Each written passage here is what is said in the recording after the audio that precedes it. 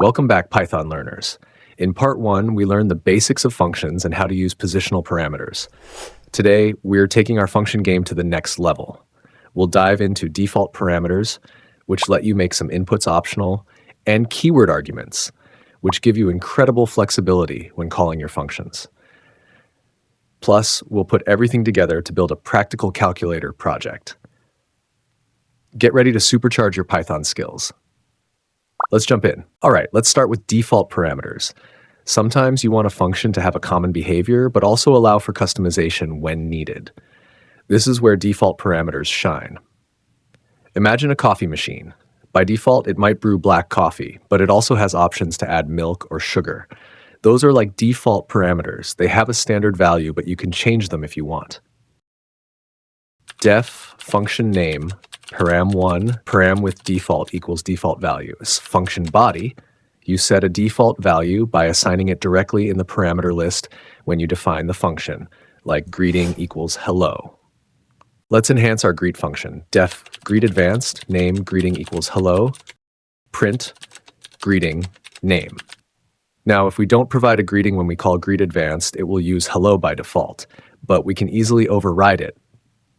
There's a crucial rule with default parameters. They must always come after any non-default positional parameters. Correct. Def func correct, param1, param default equals value, pass. If you put a non-default parameter after a default one, Python won't know which argument corresponds to which parameter, and it will throw a syntax error. Incorrect will cause a syntax error. Def func incorrect, param-default equals value, param1, pass. So always put your optional parameters at the end.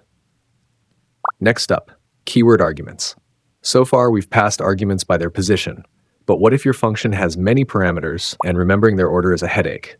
Or what if you only want to pass a value for a specific optional parameter? Keyword arguments let you pass arguments using the parameter's name, like parameter name equals value. This makes your function calls super clear and flexible. Function name, param name1 equals value 1, param name2 equals value 2.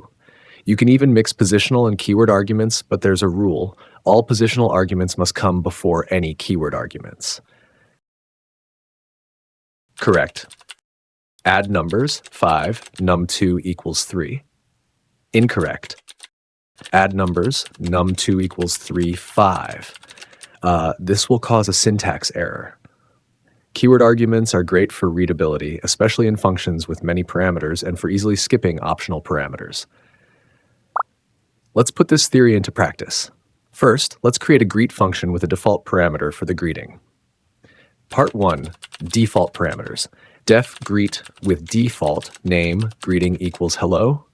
Greeting, name. Now, if I call it with just a name, greet with default Alice, it uses hello by default, but I can easily change it. Greet with default Bob, hi. See how hi overrides the default? Pretty neat. Important rule demo. Remember that rule about default parameters always coming last? Let me show you what happens if we break it. This will cause a syntax error. Def bad function default val equals oops, required val, print required val.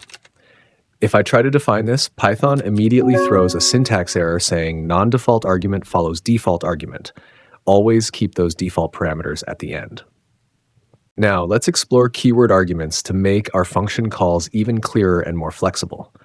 We'll use our add numbers function from part 1, but this concept applies to any function. Part 2, keyword arguments.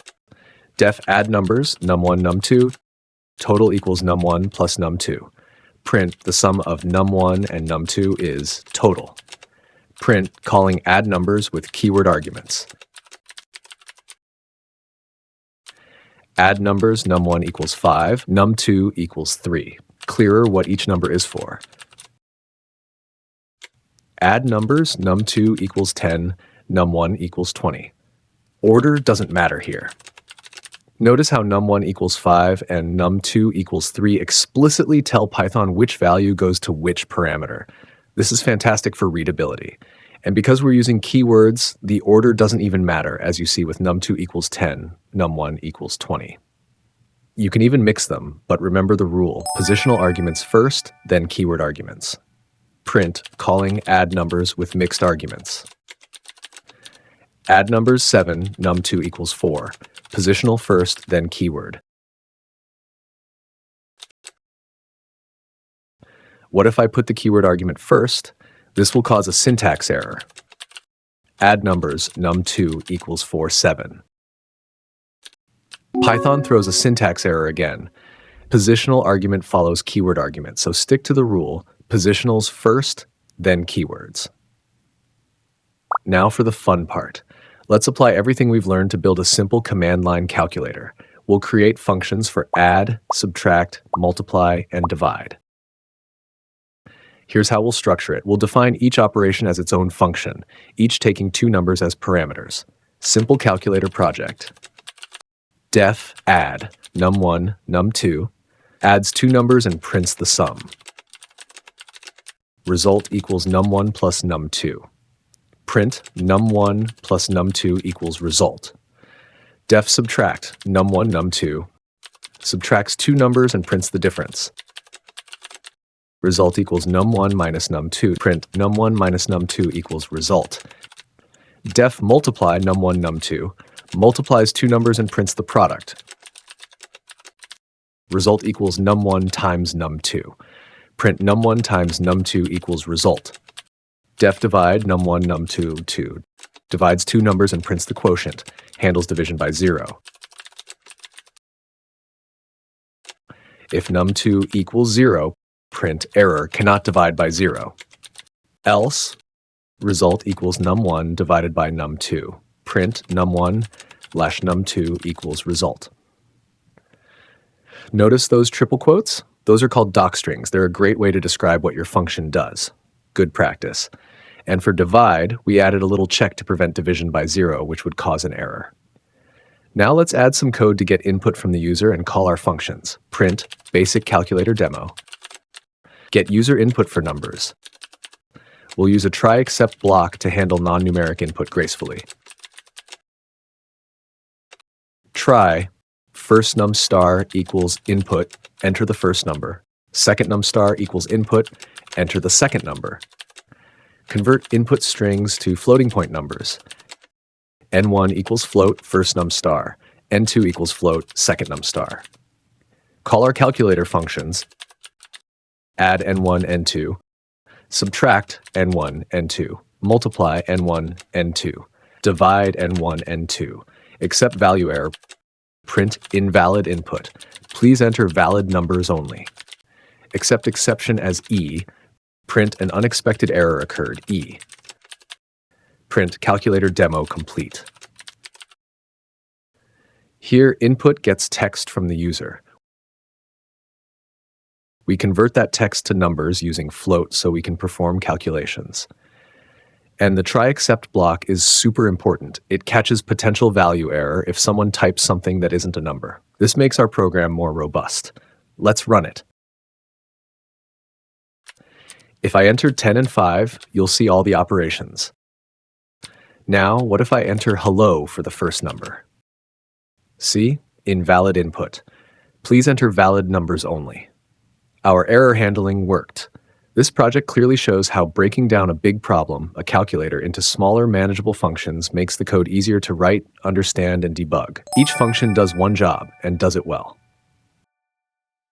All right, time for a challenge to solidify your understanding. Your task is to write a Python function called restaurant greeter. This function should take 3 parameters. 1, customer name, positional. 2, table number, positional. 3, is VIP, with a default value of false. If is VIP is true, the function should print a special VIP greeting like, welcome, customer name. Your VIP table number is ready. Enjoy your exclusive dining experience. Otherwise, if is VIP is false, it should print a standard greeting, welcome, customer name. Your table number is ready. Enjoy your meal. Here are some examples of how you might call your function. Restaurant greeter, Sarah, 7. Restaurant greeter John Doe 12 is VIP equals true. Restaurant greeter table dash number equals 3. Customer name equals Alice is VIP equals false. Using keyword arguments. For those who want to explore even further, here are a couple of advanced concepts related to parameters. Arbitrary positional arguments. Args. Sometimes you don't know exactly how many positional arguments a function will receive. Args lets you accept any number of positional arguments which get collected into a tuple. Arbitrary keyword arguments. Similarly, arbitrary keyword arguments lets you accept any number of keyword arguments which get collected into a dictionary. These are powerful for very flexible functions. I encourage you to look these up and experiment. It's a great way to deepen your understanding. You made it. Let's quickly recap what we've covered in these two videos. Functions are your best friends for organizing your code, making it reusable, and keeping it clean. They help you follow the dry, don't repeat yourself principle. Parameters are the inputs you give to your functions, making them flexible. We learned about different types of parameters. Positional parameters are matched by their order. Default parameters provide an optional value if you don't supply one, and they must always come after positional parameters. Keyword arguments let you pass values by name, improving readability and allowing for flexible ordering, as long as all positional arguments come first. You've now mastered passing information into functions. This is a massive step in your Python journey. But what about getting information out of functions? And how do variables behave inside and outside your functions? In our very next video, we'll unravel the mysteries of scope and return values, showing you how functions can send back results and how variables exist within different parts of your code. You won't want to miss it. As always, if you found this video helpful, please hit that like button, leave a comment below, subscribe to the channel for more awesome Python tutorials, and share this with anyone learning Python. All the code, challenges, quizzes, and resources for both parts of this lesson are linked in the description. Thank you for watching, and I'll see you in the next one.